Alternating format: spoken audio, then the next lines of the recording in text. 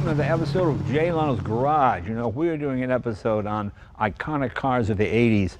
This is certainly be near the top of the list. This is the 1985 Renault R5 Turbo 2, just a legendary car, a car that I was just fascinated by because it was a car you couldn't get in America. It was basically the Econobox little Renault with their big four-cylinder engine in the back, turbocharged. This is the car that made me buy my Shogun. It's a car we featured on this program. It's a little Ford Festiva or Fiesta, whichever way you want to say it, with the Yamaha V6 engine in the back seat. I was inspired to build that after reading about this. My friend Chuck Beck was building those Shoguns, and he told me, you know, it's just like an R5 Turbo. I said, that's it. I'll buy it. Anyway, let's learn about this one. This is the car we're featuring today. It's owned by our friend Randy Nonnenberg from Bring a Trailer. That's his website. I'm sure you go on it, and I bought a couple of cars off there myself. Randy, come on in. Good to see you, my friend. Good to be here. Thanks for having me. Well, thanks for bringing this. This is kind of one of these bucket list things, you know. This was unobtainable when I was a kid, you know. You could get Lamborghinis and Ferraris, but you couldn't get one of these. So that's why I wanted one, because they weren't available. So tell us the story. This is a 1985 Renault R5 Turbo 2, like you mentioned. Now, Turbo 2, so there was a Turbo 1 or just Turbo? There was the first Turbo that they released, which was in the early 80s. That went for the first 3 years, and then this one was a little bit more refined and also homologated for rally. Right, but it's a rally that never happened, right? Was it a class, was it discontinued, or it never actually reached fruition? What was... Rally was pretty tumultuous back in that area due to accidents and crazy things, and Group B came and then went, and then this car came after that and actually could race in the series. It was somewhat involved in that, but it also so it wasn't built for Group B? Not exclusively for Group B. I mentioned before, it is a four-cylinder in it. How many liter? 1.4 liter. 1.4 liter, okay. And what is the horsepower? Just under 200 horsepower. Okay. Now, the original car that this was based on was just a front-wheel drive, front-engine Econobox. This bears no resemblance to the car it resembles, in other words. There's very few. I think the doors might be the same. Okay. The hatchback might be the same, the hatch itself. But the engine moved from the front to the back? Engine's totally different. Entire suspension is different. Right. All the fenders are different. Basically the same engine as the stock car, but modified? Or different engine as well, pulled out of a different Renault product. And probably weighs under 3,000 pounds? Yeah, very, very 2,600, something like that? Yep. 4-speed or 5-speed? It has a 5-speed manual. 5-speed transmission. Okay, very nice. Good-looking car. Nice-looking car. And this is one of the specials that was homologated, right? This is one of the special racing ones? Yeah, right? That's correct. The real, you know, the people that are really into the data on these, they made 200 that were homologated for rally, which had an aluminum roof. The roof is lightweight. Okay, so the original car was steel. This is an aluminum roof. Yep, the majority of them had steel roofs. Only 200 had the aluminum roof option. These are the special 8221 cars, if you really want to get into the numbers. But no roll bar. I would have thought homologation. No roll bar. Yeah, the homologation, even for RS200s and the Audi Sport Quattros, they made sort of a sort of street spec car.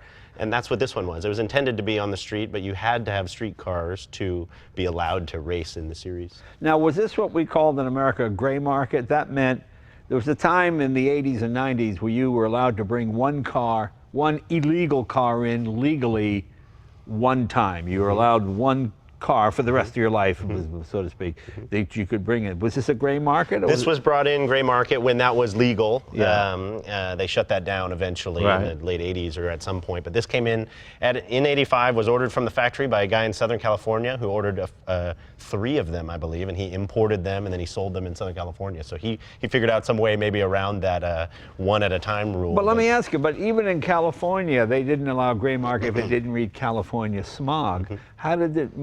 How was it able to pass that? So back then there was a process for Mercedes. You saw Mercedes being imported. You saw this was more rare, but they brought a few of these in, a handful of these in, and if they were going elsewhere in America, they didn't have smog sort of trouble if you were sending it to Chicago or wherever else. But if it was staying in California, you had to find some way to get it to pass. So just lean it out or whatever. Okay. So they changed different systems on the engine and got it to pass. And this one had that back in the day, which is special. And 4-wheel discs, I imagine? Yep, 4-wheel disc brakes and gaudy wheels. I don't know if you know these wheels are kind of special. Okay. Italian wheels. No, I don't know. I thought you said gaudy, like, Maybe flashy. both. Maybe both. Yeah. It depends on who you ask. But I know I kind Gotti, of like them. G-O-D-T. So these are gangster wheels, really. This is the John Gotti wheel? Yeah, many okay. associations. All Many right, yeah. associations. Okay. But yeah. Well, yeah, it's a nice looking car. I mean, it's so funny. It's not really, it doesn't look like a racing car.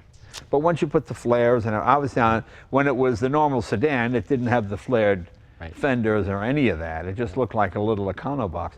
Can we open the Yeah, absolutely. the hatch and see what it looks like? Sure thing. You open up the rear hatch, Okay.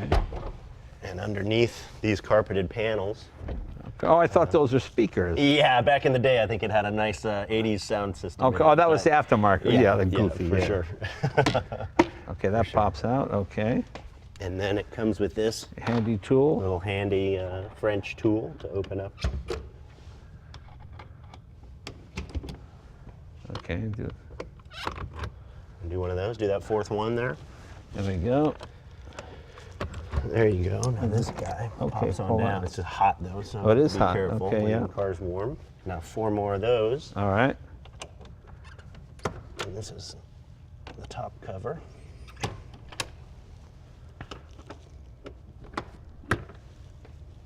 Does that keep it pretty quiet? It keeps it reasonably quiet, more than I would expect, given Yeah, that it's yeah. right behind your ear. This is insulated, and pull there's, this up. there's almost more than noise. It's the heat that comes off it right now. Yeah. We got to be careful touching this thing, but it takes a tug, Okay. Oh, there you go. and it comes on.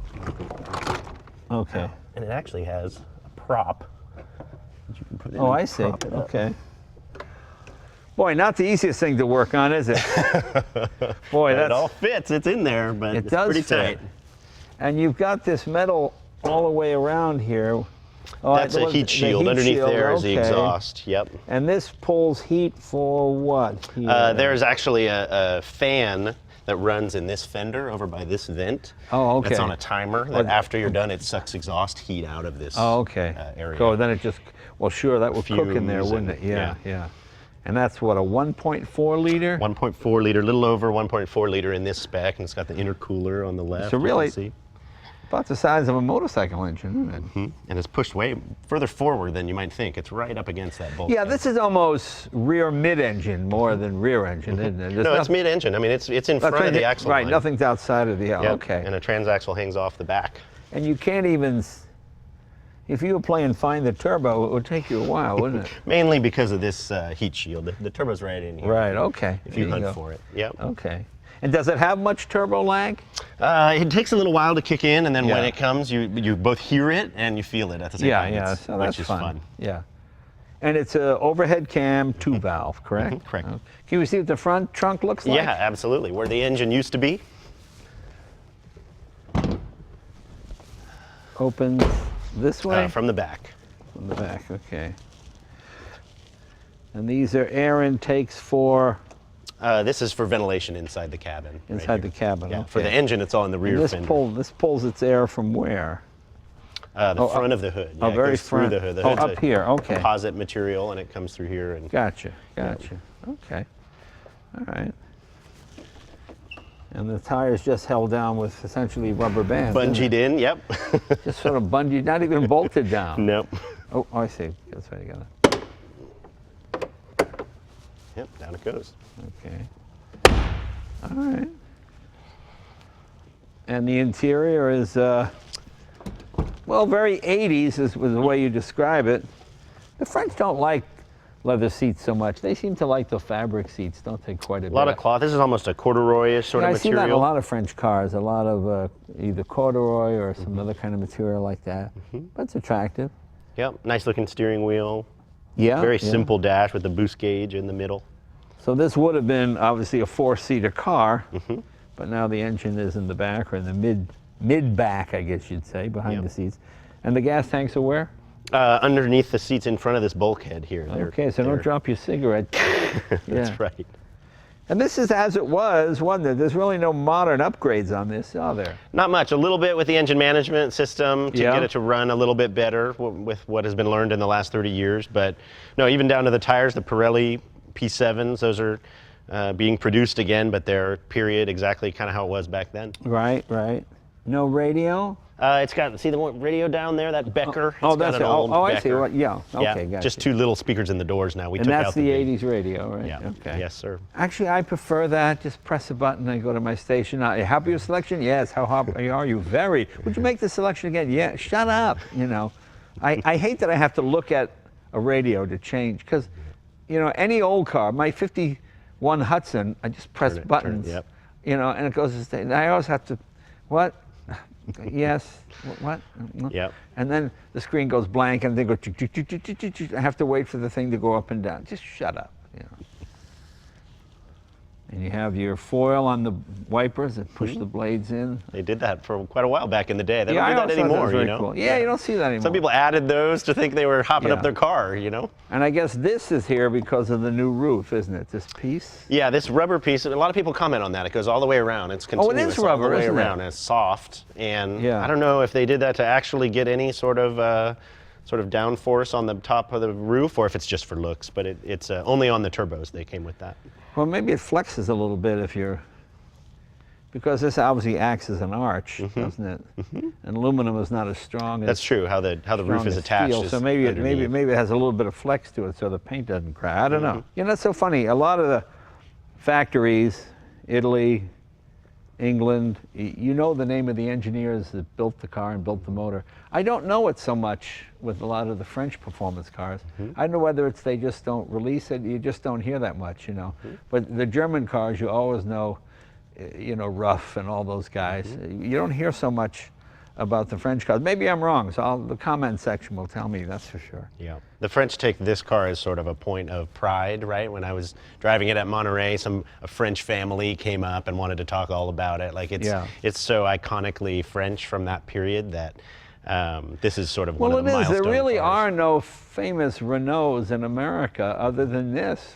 I mean, the Dauphine was probably the last great popular Renault that was in America. I'm not sure when they left. They did some other passenger cars in the 80s and stuff, but none of it really Yeah, took they had too that well. goofy, the Alliance, didn't they have that goofy thing with Yes.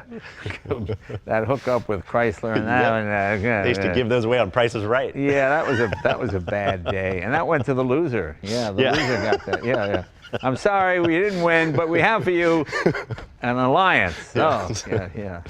They tried to race those in SCCA, the Archer brothers and all those guys. Yeah. They tried. I don't know if it was successful or not, but they never had too many of these racing in the U.S. Yeah, so this, you can see why this became, as you said, a point of pride. And it really, I think this really inspired the whole hot hatch revolution because people saw how fast these things went. It was practical or reasonably practical. Or at least looked practical. It really wasn't practical. No rear seats or anything. But very cool. Well, it's just great. Well, let's put it back together and take it for a ride. Can we do that? Yeah, great idea. Let's do it.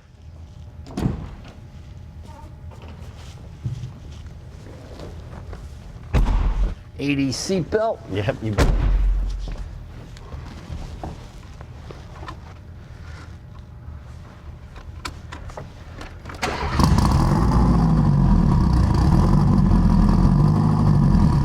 Here we go.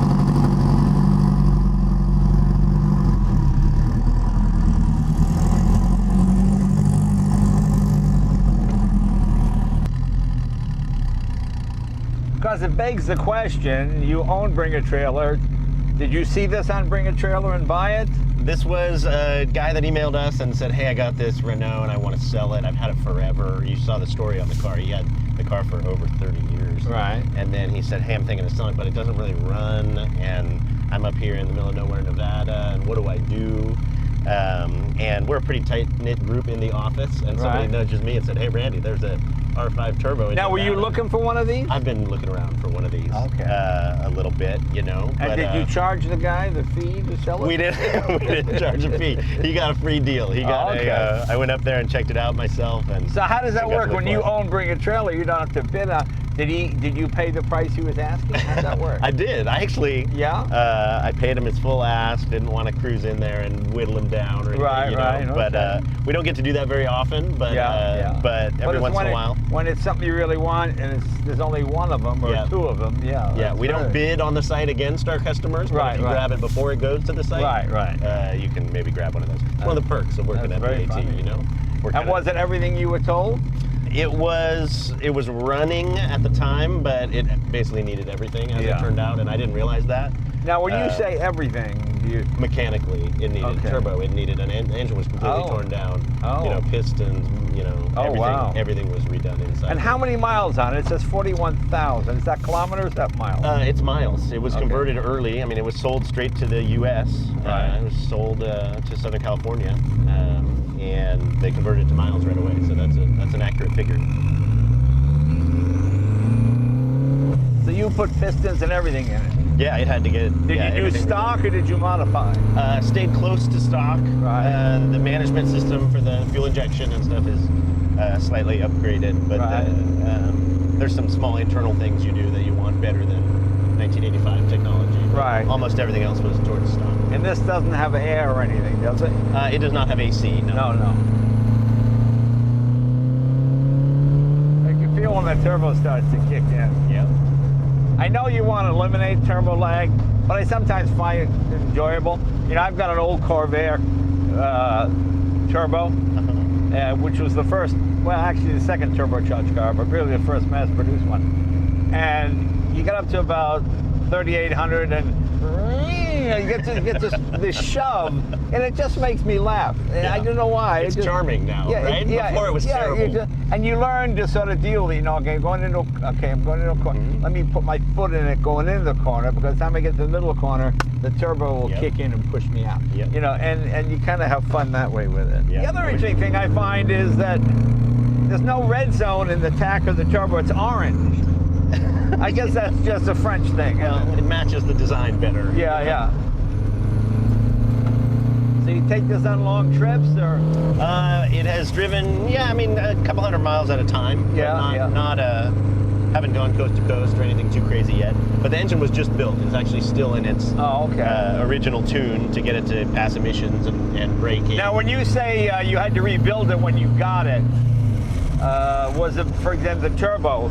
A lot of people go out and they ride a car, they run the turbo up to the RPMs, and then they shut it off, and the oil cooks, and it sort of bakes in there, and you wind up. That's what shortens the life of the turbo. Was that the case here? When we get back, you have to let it, for the count of 20 or so, you let it idle and cool down and get the cool oil through, and then you can turn it off. I guess what I'm saying. So this was a car that was abused before you got it. No, it wasn't, but it was owned by the same guy for 31 years. And when you have a car like this, you need to know somebody that can work on it. He wasn't a guy that turned wrenches.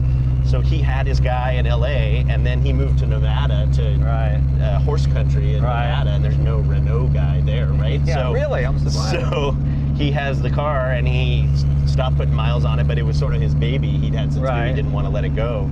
But there was nobody to work on it. So he'd drive it around the block once every 6 months, and that's what it did for the next 6 years before I bought it, right? And it just kind of, everything sort of atrophied. It didn't get any use. All the rubber was brittle, and all the fuel lines.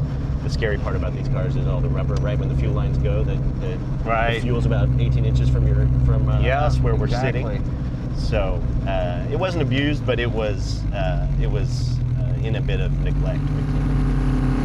You know, the first car I remember sitting bolt upright like this, with a steering wheel in front of you and almost a flat windshield, was the BMW 2002 and the TII. That car was a revelation. I worked at a foreign car dealership as a kid, and it was like, I mean, I'm sitting up, because, usually, even an MG or Triumph, you'd be sort of, not lying on your back, but just sort of lying down with your feet forward, To sit as if I'm sitting in an office chair and going 100 miles an hour was pretty crazy. Yeah, this car, you sort of have the upright feel. In the U.S., the closest thing we got to this was probably a Volkswagen GTI or something like that. Yeah, I think that's fair to say. And obviously they got a lot more in this sort of hot hatch sort of arena in Europe and all over the world, but the U.S. only got a select few, so that's why this one's a little different. And how many of these did they build? They built a couple thousand of them, a few thousand of them, which is surprising, but then there were the homologation version, which were sort of the special version like this one. Right. Which they only did a few hundred of them.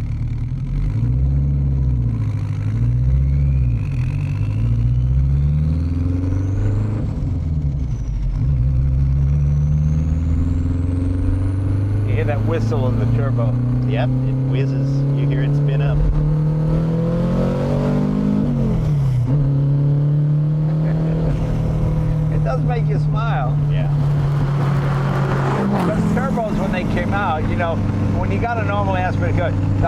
the rev range you go. Once you go past the torque, you run out of revs. Yep. Then all of a sudden with turbos, you 3,000, 4,000. Whoa! You got that little kick. You know, it was kind of fun. Yeah.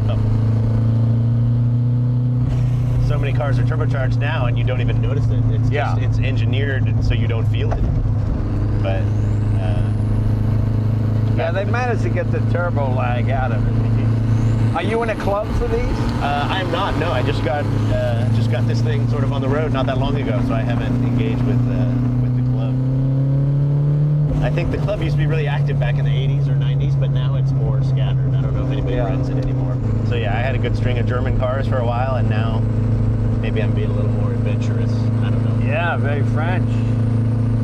Even though it's a high-performance car, what kind of mileage do you get? It does pretty well, you know. I mean, I think it gets up in the 20s. Especially when you drop in fifth gear and you're on the freeway. Yeah, right? but I tend to like revving it a little bit. So it gobbles up the gas. Oh, you Honk the horn. Yeah, push the end of the stock on this one, on that one. Yeah, there you go. I got the city horn. Is that the city horn? Yeah. Oh, you press it just lightly. Oh no, it's a Yipple. Yeah. But see, when you want to pass somebody, you just sort of do this. Oh, there's a turbo coming in. You know, it's not really loud at all. It's not obnoxious. No. It's rather pleasant, actually. Yep. But you know, it feels like it's 3 liters or so. Yeah. Torquey down low, more than you'd expect. Yeah, it is. It's more than I expect. It is very reminiscent of my Shogun. Mm-hmm. When was the last time you had that thing out? About 2 weeks ago. Okay, good. A lot of fun. Have you ever sold one of your own cars and bring a trailer? I have, yeah. Oh. A half dozen or so. Oh, really? Yep, Wow. absolutely. And you save a fortune, right? Save a little bit, but Yeah. it's the right audience, you know? The kind of stuff I like is Well, the thing I like about the website, it's all enthusiast cars. we like to keep it interesting. Do you reject cars? We do. It is curated, yeah, and that's a hard thing to do sometimes. Have to say no to some customers, but you want it to be the good stuff and the stuff that's going to sell. What would be a car that you would say no to? I mean, the main reason we turn anything away is if somebody just has a really fancy, crazy price for it. That's the main reason. Yeah. Nobody wants to go to an auction where nothing sells. That's not a fun environment. Right. Yeah. So we make sure that things are going to sell, and we guard that closely. But yeah, things that are just sort of run-of-the-mill, things that we get a sketchy feeling about from the seller, or like paperwork, or like, hey, my buddy's uncle has the title, and it's from, you know, it's the Bank of Iran. It's a third-party check. Exactly. We start getting that story moving for us, and we're like, look, maybe let's take a break. So. Well, I get it all the time. I've got a very rare Ford Granada, one of the only ones with the wire wheel hubcap. Yeah, okay, you know, it's not that rare, Bob. And the car will stay up there for how long? The auction runs 7 days. Oh, for every car it's 7 days. It's fixed at 7 days, and we're actually just about to release a new thing for some of the higher end cars where 7 days may feel a little quick. We're going to offer to extend that for those cars. Is there a reserve ever? Yeah, absolutely. The majority of the cars on the site have a reserve. Oh, okay. Yeah. Well, there must be an awful lot of people with sour grapes. You know, I bid on it, and that guy was here before him. How do you handle that, or do you handle that? Yeah, we engage with all of our customers, and as you've seen, I mean, there's a discussion on the site, but there's also a discussion. Sometimes people email us or call us, and we just want it to be as fair as possible. You know? Yeah, when I bought my Falcon, I think it was 26.5, and I said, to the guy, okay, I'll give you 26.5. Okay. Unfair. You know, one guy goes, not unfair. He asked the price. I said I'd pay it. He didn't want to pay the price. Yeah, but I've been 23. I know, but I paid the. You know. That was the days before auctions. You know, I mean, you'd get 50 people that wanted a car, and one guy felt like he won the lottery, and 49 guys email us telling us we're terrible people, right? So we knew for a long time there needed to be auctions, and it's really worked out. Who came up with the title, Bring a Trailer? My buddy and I that I started the site with, we still have a really funny email exchange where we were kicking around name ideas, and there were a bunch of terrible name ideas, and then what's some of the terrible names? Do you remember? Oh, I mean, everything, all this stuff you hear that's so overused in the car world, you know, like you know, just classics and patinas and all the words you hear on every dealer. you probably read so many classifieds like I did in newspapers back in the day, and people would say right there in the ad, if the car wasn't running, you know, call this phone number and bring a trailer, right? It was right in there. It's like a password. So that's where the name came from. Do you keep dealers out of it? No, dealers are allowed if they, it's a special kind of dealer that does really well on BAT. Yeah. Because you have to be willing to talk about the car. Right. And you have to be willing to field questions. And some dealers are mysterious and don't want to answer questions. And it's gives you kind of a bad feeling. But there's some dealers, as you know, there's some dealers out there that are great and are legitimate and have good stuff and want to talk about it. And so a lot of people said that at the beginning, oh, you better not allow any dealers ever, right? And I was like, well, if they're a good dealer on BAT, it's so transparent that if they'll talk about the car, then it's worth having them around. We want them around. So. Well, Randy, thank you very much. This is one of these bucket list cars, you know. It's one of the cars that I used to dream about and read about in all the magazines, especially, you know, the English and the European magazines. And I always wondered what one would be like. In fact, that's why I bought that Shogun, because I thought it was closest to what this would be like. And then I was thrilled to find out it had more horsepower with it. But actually it feels about the same. This thing is pretty quick. And it's just a lot of fun to drive, you know. It's fun to take what was a slow car and make it into a fast car. And because, again, when this started out, it was just an Econo box. And then it became sort of the ultimate French hot rod. Really good. Well, Randy, thank you very much, my friend. Thanks for driving it and having fun. Go to bring a trailer. Maybe you'll see one of these on there. See you later.